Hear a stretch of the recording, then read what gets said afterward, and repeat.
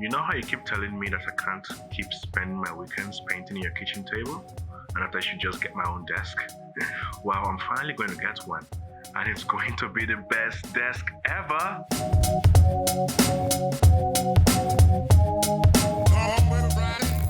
So my art setup used to be a lot worse. In fact, I'm going to show you just how bad it used to be. So when I arrived to this house, there were no desks, there were no chairs. It was empty really. So I used to paint right here. Take a look at all this junk. This tiny space used to be where I would work. And if you see these pipes over here, these are like the central heating for the entire building. Passes through here, so it gets really hot, like it burns you when this is on. And I had to paint in this tiny space, like just sweating. It felt like painting inside a sauna. It was horrible. I hated it. So I eventually got myself a desk. It's not here right now, it's actually downstairs. I bought it off a couple on the back of a truck, which should have been a huge warning sign, but to this day I'm not sure what's wrong with the desk. It's just, it makes the room smell really funny and it makes my skin irritated. So I don't know if it's some sort of allergic reaction, but it made me sick. The desk made me sick. So I threw it away. It's downstairs. I'm still thinking of what to do with it because I don't want to sell it to someone else and let them go through that. So I decided I'll just put it there and maybe, I could just toss it eventually. I've been painting in a bunch of different places. I used to paint on a laptop before, so that made it a lot easier to paint on my bed, on the floor, in the hallway, in the bathroom. So I just painted anywhere. But now I'm thinking I'm going to just get a desk and paint on that. Let's see how it goes. First off, the desk is a 200 by 65 centimeter beech wood that is stained in a dark walnut color. I also hid a drawing in the desk while staining it before using a varnish. So you know what? Something that had never occurred to me until after I started building this desk is just how heavy wood is. Like, it makes sense, but I never really knew that wood could be this heavy. This thing is a rock. Alright, so I have all the gear assembled and it's time to start mounting the desk. Oh, and if you're not in the know, the trick to getting extra long desks like this is to check the kitchen table counter section. I then got some steel legs. I was worried that they wouldn't be enough and that it might bend without support in the middle. But that doesn't seem to be the case, which is good. Mounting the desk didn't take long and was fairly easy, although drilling holes into hard wood is more difficult than it looks.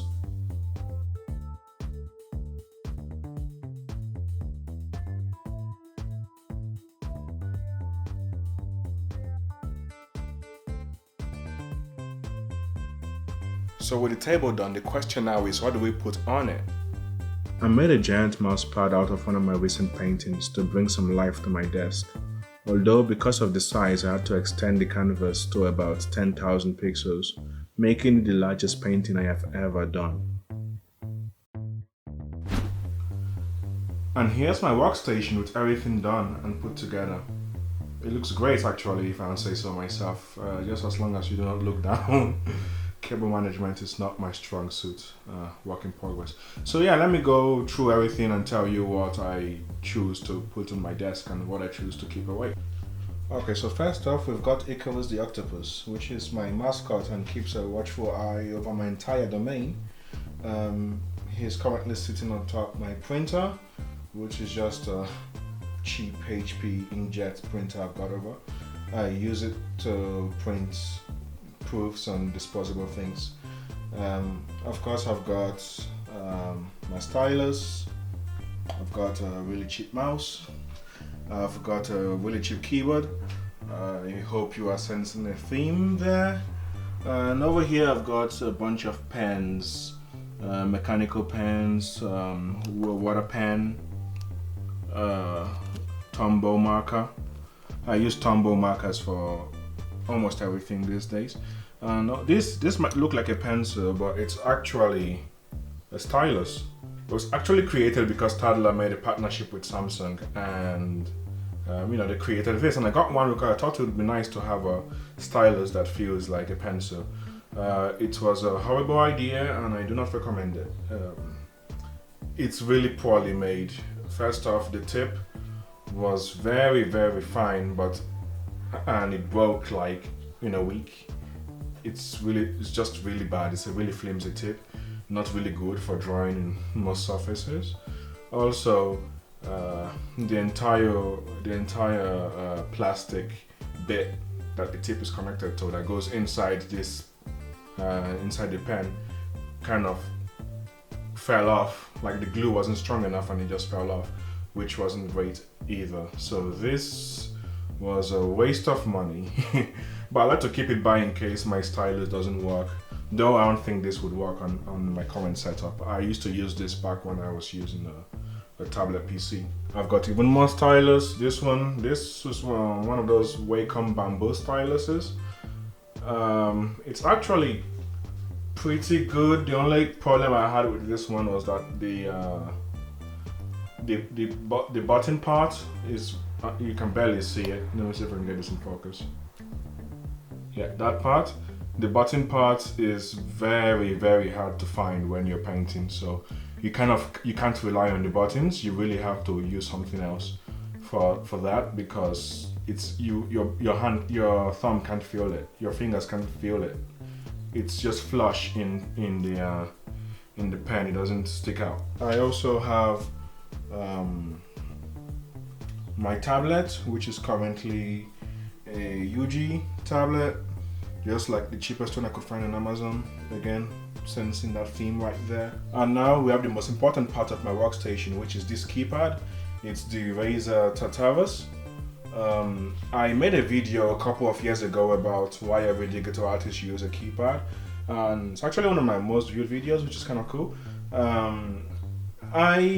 then I was using the Razer Nostromo, which is around here somewhere. I don't know if I can find it. Here, found it. It's really old now. It's kind of dead. It still works, but the cable is kind of flimsy and kind of messes with the drivers. Disconnects me. It keeps disconnecting sometimes, and it doesn't recognize my keybinds, which is very annoying. You can see I've kind of wrecked most of the keys by now by using it so much, but it served me well. I decided to upgrade to this one, and the upgrade has been very, very difficult, because if you see right here, there's a difference between both of them. The two most annoying aspects to the Tartarus. There is a newer version of the Tartarus, by the way, that is improved, almost every way. The problem with this one is that the space bar isn't as deep as this one. This, you have to put a lot of force and pressure in order to register your space bar, and this one you just tap it and it registers, which is very frustrating because I tap it on accident all the time, and it's very, very, very annoying. There's also something else where the Nostromo has this wheel over here. I used to use this wheel for undo and redo, and this one doesn't have it, so I've had to change my keybinds a bit, and it's taken a lot of getting used to. But I have to move on, because the Nostromos haven't been made in forever now, and while you can still find some secondhand, they're getting rarer and really old at this point. I just thought that it would be nice to get this one, though I'll probably, when I get the chance, upgrade it to the newer Tartarus, the Tartarus V2, which is just improved in every way. I also have my Alexis V25. It's a MIDI keyboard I use for making music. Outside of painting, I have other artistic ventures. Basically, I like making music. I'm learning how to do so. It's been fun. I also like making movies as well. But it's been very, very nice to help me making beats and write songs. Over here, I've got my sketchbook. It's always nice to have your sketchbook on your desk so you can have it on hand whenever you need it. Sketchbooks are kind of like your sports clothes or your gym clothes. You want to have them close by. If you have your gym clothes in the garage, you are never going to the gym because it's just too much effort to get them. So always have your sketchbooks on hand. And over here I've got an art book. I usually just keep changing my art books. And this is the one that's currently inspiring me right now. It's by Kazuo Oga, who is one of the background artists at Studio Ghibli. And his work is fantastic. This isn't actually a Studio Ghibli specific book. This book is about his childhood growing up in the 1960s, I think. So I really like this book because it's basically something that I've always wanted to do, just make a book about my childhood with some really nice watercolors and stuff. You should try it. You should check it out if you ever, if you can ever find it somewhere. I had to order it from Japan because I couldn't find it anywhere else. And over here we've got my newest addition to the family, Charlie. Charlie is a Swedish ivy. It's really nice. I love plants and I've been having a great time taking care of this one. Though thankfully it isn't very it's not a very difficult process to take care of Charlie. Charlie kind of takes care of himself, which is very nice for me because I'm not good at taking care of plants. You should see the others. In fact, better yet, don't see them. So yeah, that's my desk right now. It's a work in progress, and I really have to say I'm really loving my giant Mousepad. The artwork is amazing. I wasn't a fan of it when it first arrived because the colors are a bit muted and not as vibrant as it was in my Photoshop document. But after a few days, I've been getting used to it, and I've been liking it more and more. It's really nice, and I love how much color it brings to my table, to my desk. So that's currently it. Alright, so I was editing this video that you're watching right now, and I realized that I hadn't filmed an ending or outro for it. The video actually started, the whole building the desk process started almost like a month ago by now, and I have just had it there, and I haven't been able to do much lately. I haven't been able to make videos as often as I would like, and also I could barely get any paintings done either. I've been going through a lot of mental health issues, a lot of anxiety and depression, and it took a while. I think I'm finally pushing through and things are looking up. So I just decided I'll film this outro here so I can have something to put towards the end of the video. But this actually just gives me something, an idea of something to talk about next for the next video, because I have a lot of struggle with mental health issues all the time, and as an artist that can be very infuriating because we kind of punish ourselves a lot, and if you aren't always outputting something, you always aren't producing something and posting it and sharing it, you kind of feel worse and it kind of feeds itself, and it's just this crazy thing that I would love to talk about. And also people have been asking me why I'm not very active on YouTube and Instagram and Twitter and all that, and that's because of a lot of anxiety issues that comes from being or putting yourself online.